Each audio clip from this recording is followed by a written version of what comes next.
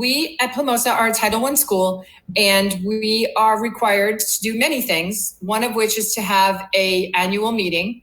And the district creates this PowerPoint, and I'm going to kind of talk you through it. And it explains a little bit about Title I, and at the end, there will be time for questions. Today we're going to learn what it means to be a Title I school and come to understand the rights that parents have or family members of any child who attends a Title I school, and the opportunity to request meetings. During this presentation, we will talk about specific information about Title I and specifically about Plimosa, and we'll have a question and answer at the end. And I'll pause, Brian, and you'll know to move on. So the purpose of this meeting, according to federal guidelines, every Title I school must hold an informational annual meeting. This meeting allows parents and family members to better understand the importance of their role in their child's education. And it gives us an opportunity to ask parents for input. This is always a point where we really want parents' input in so many of the steps of being a Title I school, from planning the school improvement plan to the family compacts. So throughout the year, we're going to reach out to parents, and our SAC parents are usually the parents that are front of the line in those kind of questionings. What is Title I? Title I is part of the Every Student Succeed Acts, first passed into law in Elementary and Secondary Educational Act that was passed in 1965 under President Johnson. So it's been around for a long time.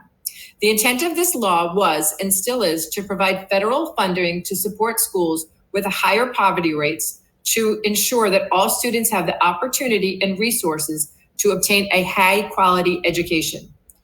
Title I's funds are used to support instruction, professional development of teachers, and most importantly, family engagement nights, which now I guess will be virtual.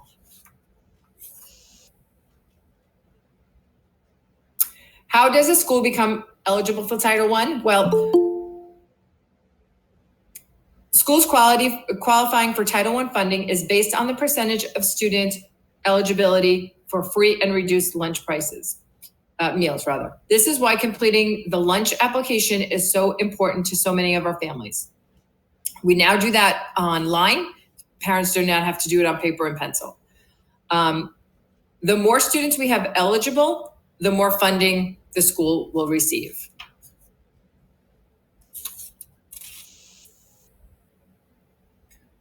And what does that mean to our school? Well, title funds are an addition to what the district already provides. The funds are used to supplement and create innovative programs at our school, including school support for families. A set amount is spent on parent engagement each year. Parent and family members are an important part of the stakeholders that have a right to give input on how the school uses its funds.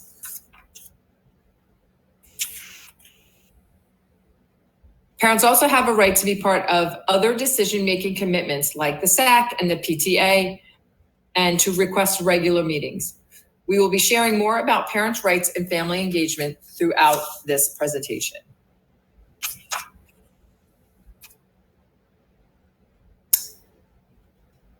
School-wide Title I programs. It's important to note that the School District of Palm Beach County implements school-wide Title I models.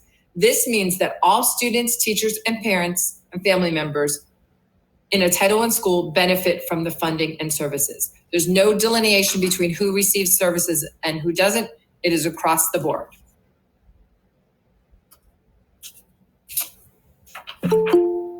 Okay, specifically at Plimosa. Each year we have to do something called a comprehensive needs assessment. And we look at what the specific needs are for our school. As you look at the FSA ELA data from 2019, because obviously we don't have anything from 20, it shows that the ELA achievement levels in grades 3 through 5 was at 55%. Our mid-year winter diagnostic for the year 20 was at 52%. So our Our expected outcomes for this school year, we set at 55%. Our FSA math data from 2019 shows that math achievement level was at 56. Our mid-year winter diagnostic for the school year of 2020 was at a 62. So our expected outcome from the school year will be 60. So there's slight increases, and we're okay with that. Of course, we'd like bigger increases, but we're okay with the increases that we're seeing. Our FSA science data from 2019 shows that science achievement level for grade 5 was 34. Our mid-year winter diagnostics was a 34. We set a really high expectation goal because we thought 34 was not acceptable and way too low. So our mid-year outcome is at 52, which is a lofty goal, but we feel that that's something that we can achieve. Does anybody have any questions as I talked about data?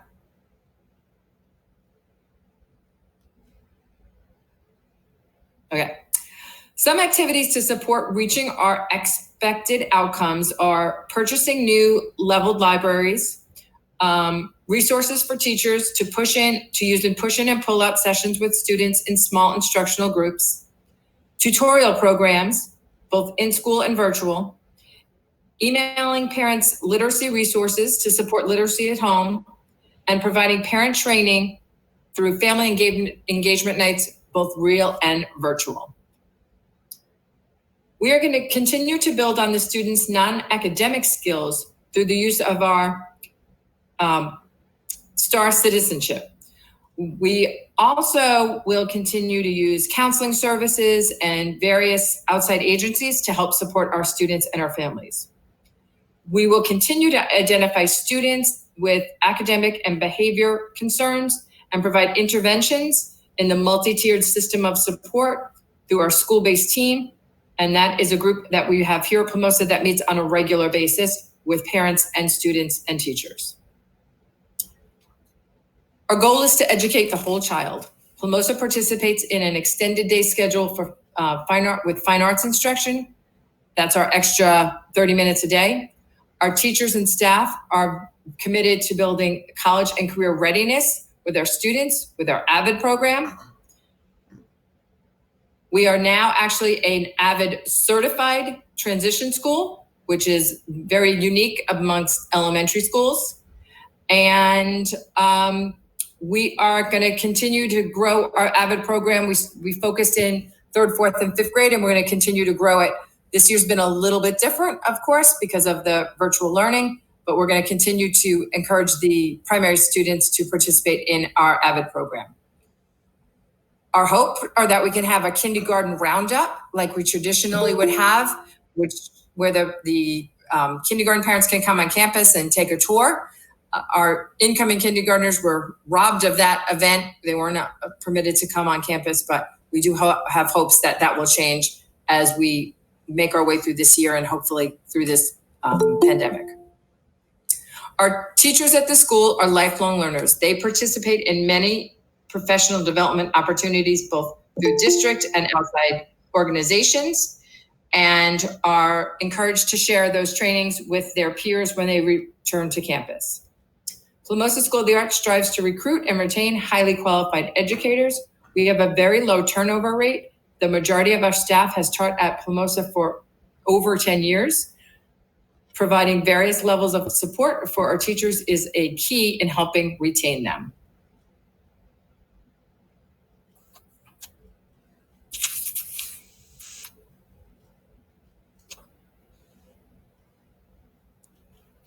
Okay. Next slide.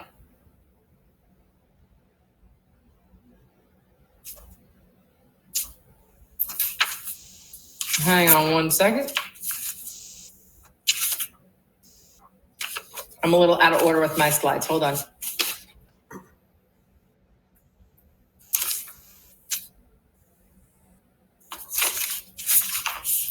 We recognize the importance of partnerships with our families so students reap those benefits. Part of our school-wide plan includes how we partner with families to help students succeed. In fact, we have an entire plan that outlines the steps that we will take to strengthen our partnerships with families. And that is called our Parent and Family Engagement Plan. And the extended plan is on our school website, and we developed that plan through shared interaction with parents that we gained at SAC meetings, informal and formal meetings with parents.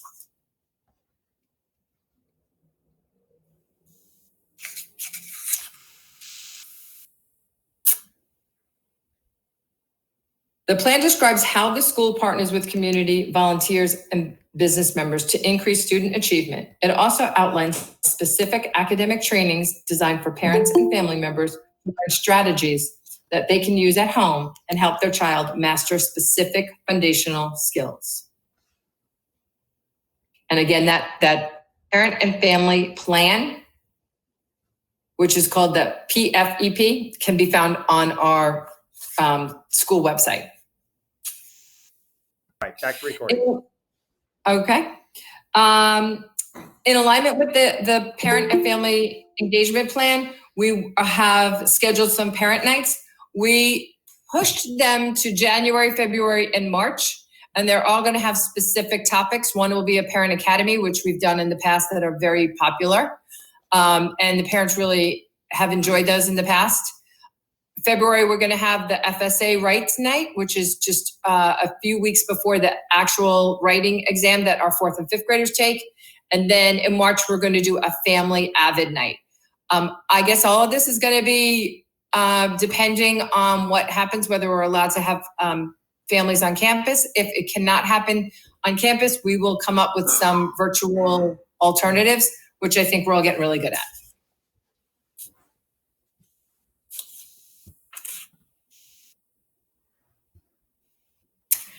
Another aspect of Title I is that we have a school parent compact. An important part of the compact is that it is something that's developed, again, between the parents and the school, as well as the student input. We do share this with some of our 5th graders and ask them to contribute what they think is important. The compact is created jointly, and it outlines specific responsibilities that fall on the students, that fall on the parents. And some of those responsibilities, for example, for virtual learners, would be that we would ask parents to be sure that children have a quiet space to do their schoolwork without interruptions and a lot of distractions from home. And a big one, which every teacher who's on this meet will nod and say yes, is that kids have to have their cameras on at all times, because it gets very frustrating to teach to a circle with a letter in it.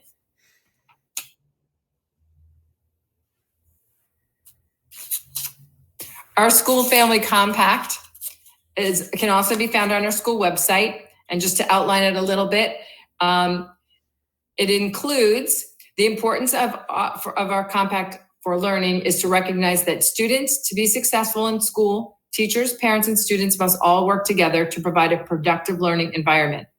The compact was developed at a stakeholder input meeting last school year. Families, staff members, business partners, community members, and students were invited. Using their input gathered from this meeting, the compact was created, shared, and revised during one of our SAC meetings. The compact will be used as an agreement that we will all be working together to help our students meet the state's high academic standards. The compact will be revised during the elementary parent-teacher conference, will be shared during parent-teacher conferences, and can be revised at any time with input.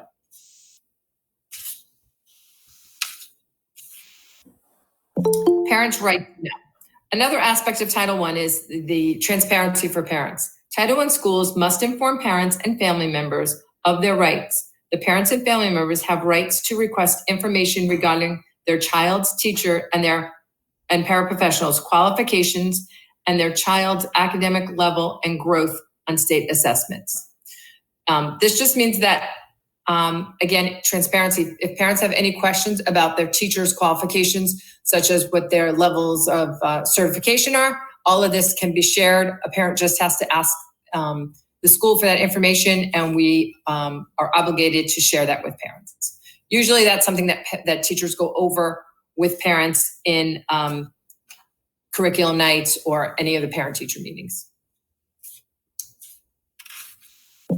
Another part of the parents' right to know about families being informed is that parents are notified if their child's teacher taught for 4 or more weeks by a teacher who is not licensed in the state of Florida and does not hold a certificate to teach that specific grade or subject. In some cases, we might have a teacher who's not certified in ELL and will have an ELL student in the class. In that case, the parents will receive a letter specific to that student and that teacher. Parents must also be notified if their child has been taught for 4 or more weeks by a substitute teacher who is approved by the school district, but does not hold the Florida Department of Education teaching certification for that grade or level that they're teaching. And parents, the schools will share with parents their child's assessment results for any of the state assessments, the FSAs, the EOCs, which are end of course exams, and SSAs.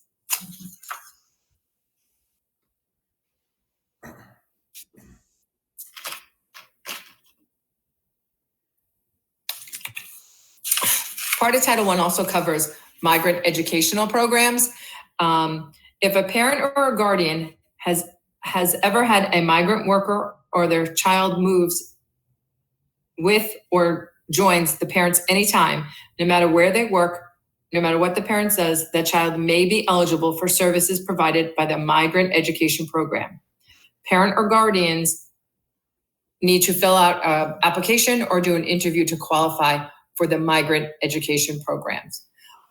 Each year we have a small number of students that fall into this category, but the extent of the migrant education programs provides a lot of support and services for those families.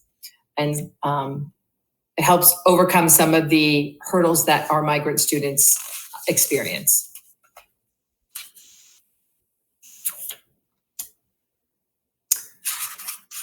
Students who experience homelessness, in addition to these services that are listed, any families that fall into the categories that are living in a shelter, a motel, a vehicle, a campground, any abandoned or substandard housing, hotel, a motel, or temporarily living with a friend or relative due to hardship.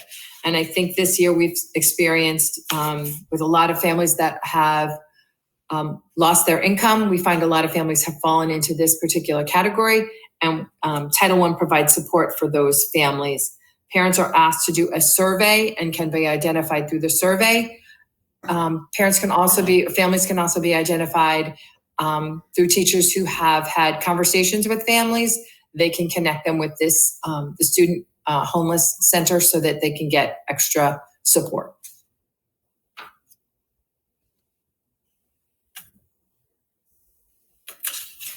And those families that do experience homelessness can fall under the McKinney-Vento Act. And the McKinney-Vento Act is set in place to provide consistency for those families that are experiencing homelessness. In some cases, it may mean that the student gets transportation or is given extended boundaries so that they continue to attend a school, so that if their home environment is not consistent, at least they can stay consistent in their school.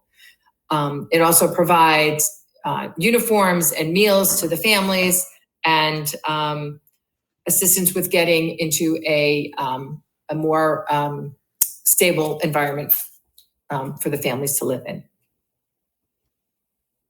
And we can contact the district office if we have any families that need help with this program.